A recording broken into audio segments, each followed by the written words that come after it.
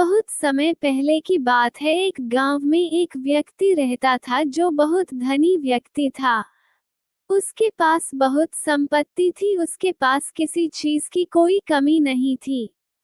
उसके चारों ओर उसके परिवार वाले, मित्र, रिश्तेदार, सगे संबंधी सभी सहयोग देते थे और वह भी उन सभी की हमेशा मदद किया करता था। और वो व्यक्ति हमेशा एक ही बात कहता था कि मैंने भले कुछ कमाया हो ना हो, लेकिन मैंने आप लोगों का साथ कमाया है और वास्तविकता में वही मेरी पूंजी है, यही संपत्ति है। वह अपनी दुनिया में बहुत खुश था, सब कुछ बहुत अच्छा चल रहा था। और फिर देखते ही देखते एक दिन व्यापार में ऐसा भी समय आया जब उसे यह निर्णय लेना था कि वह व्यापार में आगे बढ़े या फिर अपने व्यापार को यहीं तक सीमित रखा।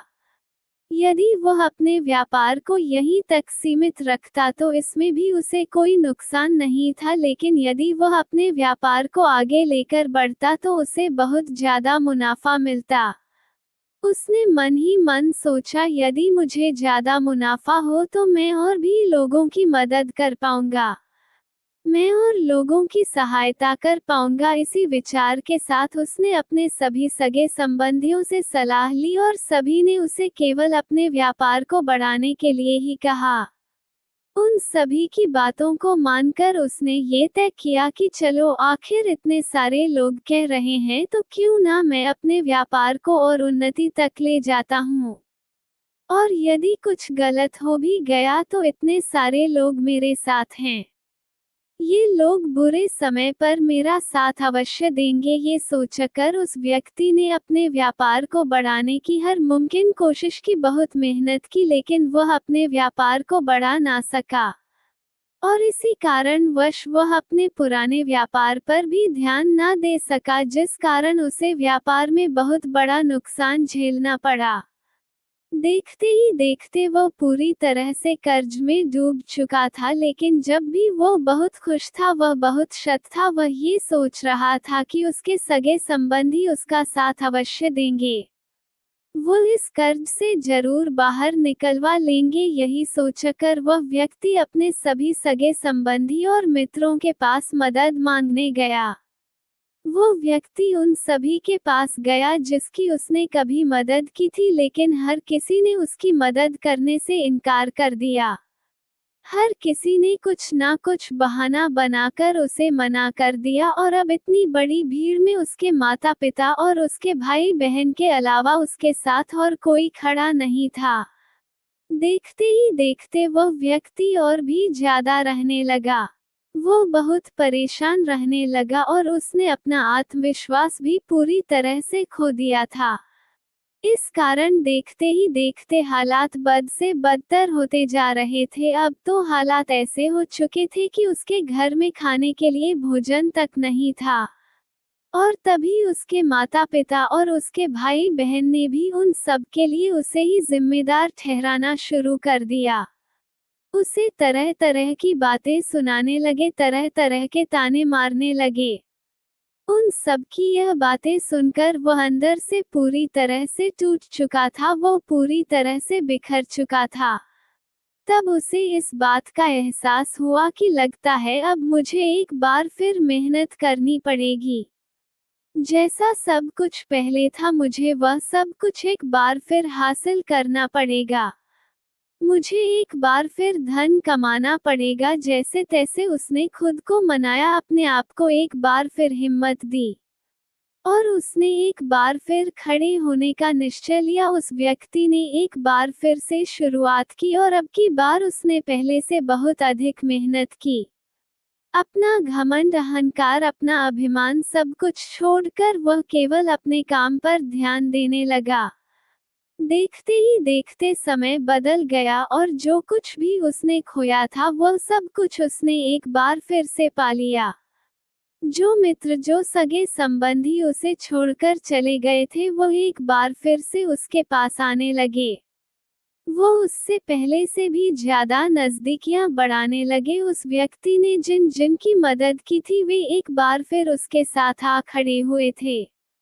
अब सब कुछ पहले जैसा हो गया था, लेकिन वो अपने आप को जब भी इस भीड़ में अकेला ही महसूस कर रहा था। उसे सबके भीतर एक बनावटी झूठ दिखाई दे रहा था। उसे सबके चेहरे पर एक बनावटी हंसी नजर आ रही थी, एक बनावटी भरोसा नजर आ रहा था। इसी कारण वह सबके पास होकर भी अपने आप को बहुत अकेला महसूस कर रहा था। अब उसे किसी से कोई उम्मीद नहीं थी, किसी से कोई आशा नहीं थी, और देखते ही देखते सबके बीच रहकर भी वह भीतर ही भीतर घुट रहा था।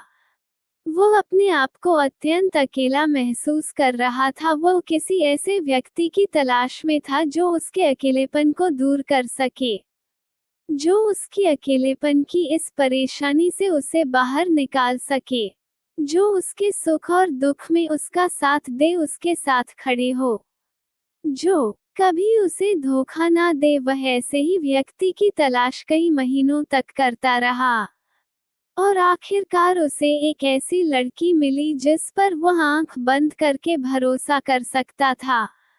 उस व्यक्ति को वह लड़की बहुत पसंद थी और वह उससे शादी करने के लिए भी तैयार था। एक दिन की बात है, उस व्यक्ति ने उस लड़की से पूछा, क्या तुम हर परिस्थिति में मेरा साथ दोगी? इसके जवाब में ये लड़की कहती है, हाँ, मैं तुमसे वादा करती हूँ कि हर स्थिति में मैं तुम्हारे साथ ही रहूंगी। फिर चाहे समय कैसा भी क्यों ना हो, मैं कभी नहीं बदलने वाली। मैं तुम्हारे साथ हमेशा खड़ी रहूंगी। लेकिन एक दिन उस व्यक्ति के मन में ख्याल आया कि कहीं ये भी बाकी लोगों की तरह बदल ना जाए, कहीं ये लड़की भी उसे धोखा ना दे। इसलिए एक दिन उस व्यक्ति ने उस लड़की को अपने पास बुलाया और उस लड़की से कहता है, देखो, मैं कोई अमीर व्यक्ति नहीं हूँ। ये जो भी शान और शौकत तुम देख रही हो, यह मेरा नहीं है। ये तो मेरे छोटे भाई का है। मैं तो बस इसे चला रहा हूँ। मैं तो बस इसकी देखभाल कर रहा हूँ। वास्तविकता में तो इन सब का मालिक वही है। और वैसे भी मैं इतनी सारी धन दौलत ले देकर क्या करूँगा? मुझे तो केवल तुमसे प्यार है, और शादी के बाद मैं तुम्हें लेकर कहीं दूर चला जाऊंगा। कहीं दूर जाकर हम अपना एक छोटा सा घर बसाएंगे। हम वहां पर खुशी खुशी अपना जीवन बिताएंगे। उस लड़के की बात सुनकर वह लड़की मुस्कुराते हुए उस लड़के से कहती है, तुम भी कितने भोले हो। अगर यह व्यापार तुम चला रहे तो इसकी बागडोर तुम्हारे हाथों में है, तो तुम इसे अपने नाम पर भी तो करवा सकते हो। आखिर तुम्हें इसमें कितना समय लगेगा? जब तुम यह व्यापार अपने नाम करवा लोगे तभी मैं तुमसे शादी करूंगी, वरना मुझसे शादी करने का ख्याल मन में भी मत लाना। ये सुनकर वो व्यक्ति जोर से हंस पड़ा और वहां से चला गया। उस लड़की की बात सुनकर उस व्यक्ति के दिल को बहुत चोट पहुंची थी। वो अंदर ही अंदर पूरी तरह से टूट चुका था। अब उसे किसी से भी कोई उम्मीद नहीं रह गई थी। अब तक उसके जीवन में इतना अकेलापन नहीं था कि अब वो अपने आप को अकेला महसूस कर रहा था। चारों तरफ हर कोई उससे झूठ कह रहा था। चारों तरफ हर किसी के चेहरे पर झूठी हंसी और झूठा मुखौटा था। उसे किसी पर अब भरोसा नहीं रह गया था, और भीतर ही भीतर उसका अकेलापन उसे खाए जा रहा था, जिस कारण वो बहुत परेशान रहने लगा था। ये बहुत चिंतित रहने लगा था। वो किसी भी हालत में अपने इस अकेलेपन से छुटकारा चाहता था। एक दिन की बात है, वो व्यक्ति सैर करता हुआ अपने नगर से बाहर निकल गया, और अपने नगर के बाहर निकलते ही उसे कुछ ही दूरी पर एक आश्रम दिखाई दिया। वह व्यक्ति उस आश्रम में जा पहुंचा।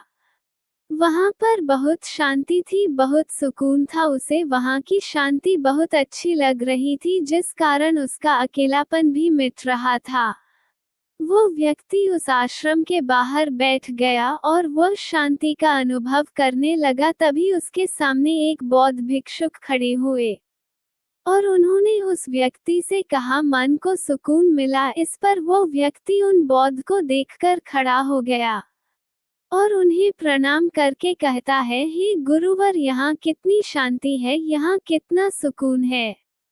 और बाहर की दुनिया में तो हर कोई हमें लूटना चाहता है, हर कोई हमें तकलीफ देना चाहता है। इस पर वह बौद्ध भिक्षुक उस व्यक्ति से कहते हैं, भांति आखिर तुम्हारी समस्या क्या है, तुम मुझे खुलकर बता सकते हो। इस पर वो व्यक्ति उन बौद्ध भिक्षुक से कहता है, हे गुरुवर, मैं बहुत अकेला हूँ, मेरा यहाँ पर कोई नहीं है, मेरे चारों तरफ घूमने वाला हर एक व्यक्ति केवल मेरी धन दौलत से प्यार करता है, उसे मुझसे कोई मतलब नहीं। मेरे पास बेशुमार धन दौलत है, सारी सुख सुविधाएं हैं, मेरा परिवार, मेरे मित्र, मेरे सहयोगी, मेरे सभी सगे संबंधी भी मेरे साथ ही हैं, लेकिन उनके होने के बावजूद भी मैं बहुत अकेला महसूस करता हूँ। मुझे ऐसा प्रतीत होता है कि मेरे पास सब कुछ होकर भी मेरे पास कुछ नहीं है। उन बौद्ध भिक्षु ने उस युवक की सारी बातें ध्यानपूर्वक सुनी और उसके बाद वो उस व्यक्ति से कहते हैं, भांति मनुष्य जन्म से लेकर मृत्यु तक 2 पड़ाव में जीवन जीता है। पहला पड़ाव किसी भी मनुष्य को बड़ी सहजता से मिल जाता है, जिसमें उसे यह एहसास होता है कि इस जीवन में वह अकेला है। अकेलापन उसे कुछ इस प्रकार से घेर लेता है कि उसे और कुछ नजर नहीं आता है। उसे ऐसा लगता है कि सब कुछ उसके पास है, लेकिन फिर भी उसका कुछ नहीं, दूसरों से उसकी सारी उम्मीदें टूट जाती हैं और वो बहुत एकांत में रहने लगता है। वो बहुत चिंतित और परेशान रहने लगता है। इसी अकेलेपन को समाप्त करने के लिए वह जिंदगी भर यहाँ से वहाँ भटकता है। वो इस संसार में तरह तरह की चीजों को पाना चाहता है जिससे उसका एकांत मिट सके, परंतु वो ये भूल जाता है कि यह सभी चीजें तो एक ना एक दिन उसके हाथ से छूट ही जाना है। अंत में तो उसे सिर्फ हम अकेले ही है और अधिकांश लोग इसी चक्र में फंसे रह जाते हैं। वो इस अकेलेपन को भरना तो चाहते हैं पर कभी भर नहीं पाते। तभी वो व्यक्ति उन बौद्ध भिक्षु से कहता है, हे गुरुवर, किंतु ये तो पहला पड़ाव हुआ और अगर पहले पड़ाव में ही हमारा जीवन समाप्त हो जाता है तो हमारे जीवन में दूसरा पड़ाव कब शुरू होगा। इस पर वह बौद्ध भिक्षु मुस्कुराने लगे और उस युवक से कहते हैं, भांति हम मनुष्य हैं और हमें अपने जीवन की यात्रा करने के लिए एक निर्धारित समय मिलता है और हम में से अधिकांश लोग अपने जीवन की यात्रा के लिए जो उन्हें समय मिला है जन्म से मृत्यु तक का, वह उसी पड़ाव में फंस कर रह जाते हैं। वो उसे कभी निकल नहीं पाते, वह अपने जीवन को उस दूसरे पड़ाव तक ले ही नहीं जा पाते, क्योंकि हम अपने जीवन में उस व्यक्ति तक पहुंच ही नहीं पाते जो हमें अपने जीवन की मात्रा में दूसरे पड़ाव पर ले जा सकता है, जो हमारे जीवन से अकेलेपन को समाप्त कर सकता है और अकेलेपन की इस यात्रा का दूसरा पड़ाव है। तभी वो व्यक्ति उन बौद्ध भिक्षु से कहता है, हे गुरुवर, आखिर ऐसा कौन है जिसके जीवन में आने के बाद हमारे जीवन का अकेलापन समाप्त हो जाता है। मुझे तो आज तक कोई ऐसा नहीं मिला, मुझे तो जो लोग भी मिले वे सभी मुझे धोखा देना चाहते हैं, वे सभी मेरी संपत्ति चाहते हैं। हे गुरुवर, कृपया करके मेरा मार्गदर्शन करें। इस पर वह बौद्ध भिक्षु उस युवक से कहते हैं, वो कोई और नहीं है बल्कि वह तुम खुद ही हो। तुम जिस खुशी को, जिस एकांत को बाहर ढूंढ रहे हो वह कहीं और नहीं बल्कि तुम्हारे भीतर ही है।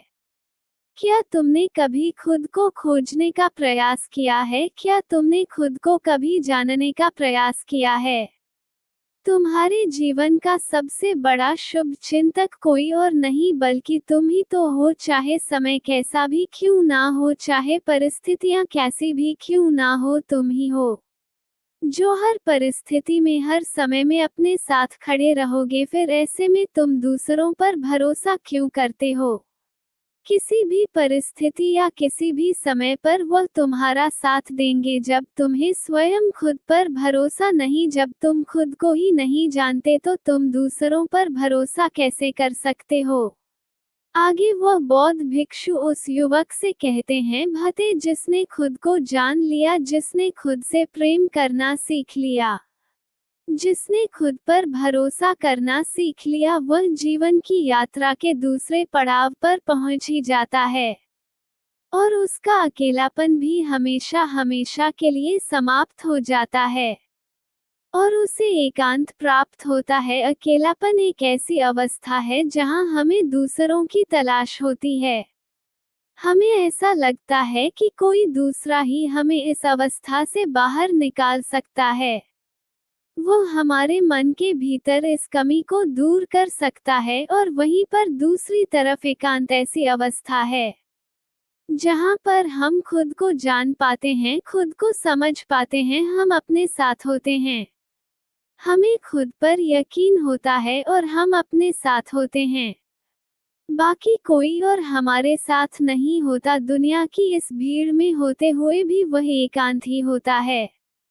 ऐसा व्यक्ति इस दुनिया में किए गए किसी भी कार्य से विचलित नहीं होता और न ही उसे कभी कोई धोखा दे पाता है और न ही कभी कोई उसका लाभ उठा पाता है।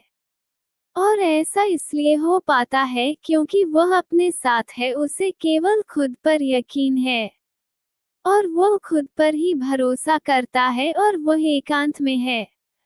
इसलिए उसकी समझ के दायरे भी बढ़ते चले जाते हैं और तब वह अपने जीवन की असली यात्रा पर आगे बढ़ चलता है, जहां वह खुद को जानता है, खुद को पहचानता है और अपनी काबिलियत को अच्छी तरह से निखार पाता है। उन बौद्ध भिक्षु के मुख से यह सारी बातें सुनकर वह व्यक्ति उन बौद्ध भिक्षु से कहता है, हे गुरुवर, आप सत्य कहते हैं। मैंने कभी अपने आप के बारे में सोचा ही नहीं, मैंने कभी भी अपने आप पर ध्यान दिया ही नहीं।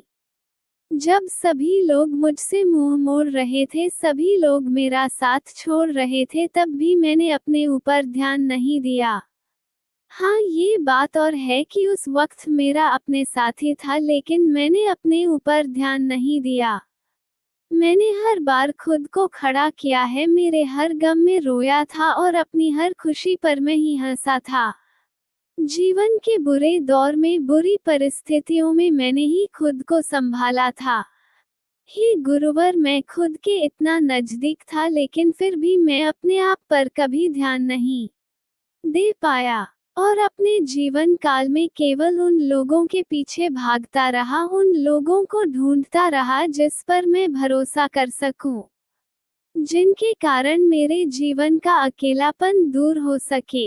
लेकिन जब मेरे ऊपर जो अकेलेपन का बोझ था वह हट चुका है और अब मैं आगे की यात्रा करना चाहता हूँ, अर्थात मैं अपने एकांत में जाना चाहता हूँ, जहाँ मेरे साथ केवल मैं ही रहूं और किसी के लिए कोई जगह ना हो। इतना कहकर उस व्यक्ति ने उन बौद्ध भिक्षु को प्रणाम किया और वापस अपने घर लौट गया। दोस्तों, हमारा जीवन भी अकेलेपन से भरा हुआ है। किसी को किसी चीज की कमी है तो किसी के पास सब कुछ होते हुए भी वह अकेला है और इस अकेलेपन का कारण हमेशा दूसरे ही होते हैं। जीवन में यह अकेलापन आना जरूरी होता है क्योंकि इसके आए बिना हम एकांत की महत्वता को नहीं समझ पाएंगे और न ही उसे पाने की ओर आगे बढ़ पाएंगे, जहां हमें किसी से कोई उम्मीद नहीं होती। हम केवल हमारे साथ होते हैं, हम अपने साथ हमेशा खुश रहते हैं। इतनी बड़ी एकांत में रह पाते हैं, जो खुद को जान पाते हैं, खुद को पहचान पाते हैं और वो अपने जीवन में परिवर्तन भी ला पाते हैं। वो अपने जीवन में जो चाहते हैं वो कर सकते हैं, वो इस भीड़ पर भी राज कर सकते हैं और वह चाहे तो इस भीड़ को जहां चाहे वहां ले जा सकते हैं। जो व्यक्ति एकांत में रहता है उसके विचार बहुत ही शक्तिशाली होते हैं। यह आसानी से कभी किसी की बात पर भरोसा नहीं करते और ना ही कभी किसी की बात से प्रभावित होते हैं। लेकिन एकांत का अर्थ ये भी नहीं कि आप ये संसार छोड़कर, अपना घर बार छोड़कर कहीं पर चले जाएं। इसका अर्थ तो ये होता है कि आप इस भीड़ में रहकर, इस संसार में रहकर भी आप इस भीड़ का हिस्सा ना बने और ना ही संसार का हिस्सा बने हो। संसार के सारे कार्य करते हुए भी आप अपने साथ रहे, अपने आप खुश रहे, अपने दुख में रोए, अपनी खुशी में हंसे और खुद पर भरोसा करें। दोस्तों, आज के इस वीडियो से आपने क्या सीखा वह मुझे आप कमेंट में जरूर बताएं। धन्यवाद।